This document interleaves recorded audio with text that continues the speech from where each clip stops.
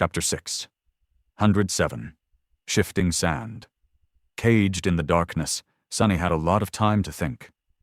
All around him, a horde of nightmare creatures waited for their turn to be slaughtered in the blood-soaked arena, a few unfortunate human slaves among them. Here in the nightmarish dungeon, both abominations and people were the same, equal in the face of inevitable death. His thoughts returned to the very start of the trial, to the announcement the spell made. 5 brave ones.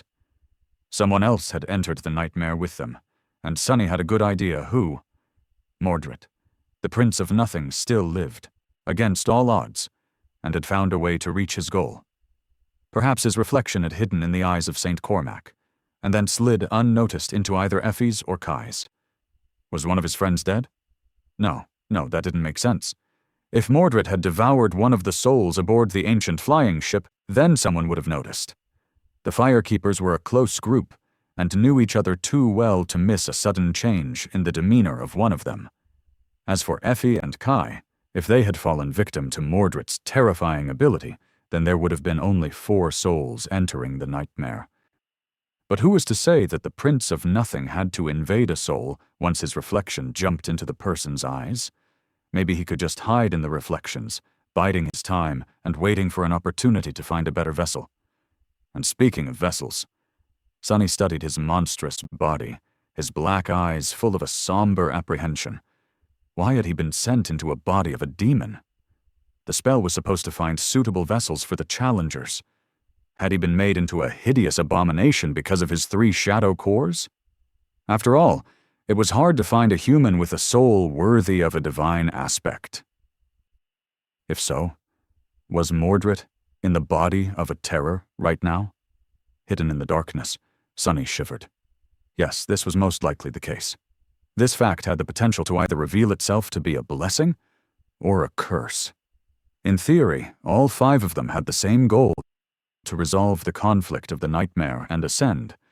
So having a terror fight on their side would be a boon, no matter how much resentment Sonny had for the bastard. He also suspected that Mordred wielded the ivory knife, increasing their chances of success even further. But Sonny also remembered what Master Jet had told them. Not all of the awakened trying to conquer the trial of the spell had to pursue the same goal. Sometimes their solutions and ideals clashed, making them enemies. The idea of having Mordred as an enemy in this already insurmountable hell scared him. The Prince of Nothing was maybe the most dangerous opponent he had ever faced. Would Mordred turn on the other 4 humans that had entered the seed? It was impossible to tell. He was not cruel for the sake of cruelty, and was not nearly as insane as everyone seemed to think. His hatred was directed toward Valor, and not them. But at the same time, Sonny could not say that the banished prince was completely of sound mind. Something about him. When Sonny looked Mordred in the eyes, it felt as though something was missing in them. It was a very small difference, but one that made facing the Prince of Nothing strangely unsettling. Mordred was a wild card, one whose actions Sonny simply could not predict. No point in dwelling on it right now. Unless I find a way to escape this morbid place alive, all that awaits me is death anyway. He shifted and hissed slightly as pain radiated through his body, originating from countless wounds. Sonny thought back to his battle in the arena. Strange. It was also strange. Some of his powers were gone, but others remained. His aspect seemed to be unaffected, but his connection to the spell was gone. Then, did this mean that an aspect was not a part of the spell, but instead existed outside of it? Trapped in an unbreakable enchanted cage, Sonny scowled. A long, long time ago. Back when he had passed the first nightmare and received his aspect, it had felt as though the power was coming from somewhere deep within him, as opposed to from an external source. Was the spell only awakening inherent powers that were locked inside human souls, and not creating them? Wait a minute. Come to think of it, Oro of the Nine had claimed to be an awakened. And while the youth sitting silently in the nearby cage had not said it, he was an awakened too. But in this ancient past, the gods were still alive, and so were the demons.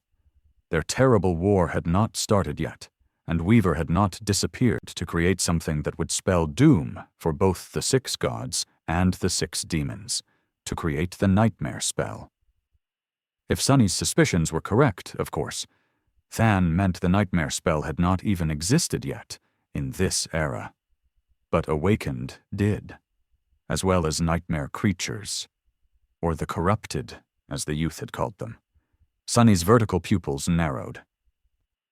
Were the nightmare creatures not created by the nightmare spell as well? What the hell? The very idea seemed strange and ridiculous. The spell had appeared in the waking world, causing the first nightmare creatures to be made from the bodies of those infected by it, and for the first generation of the awakened to be born.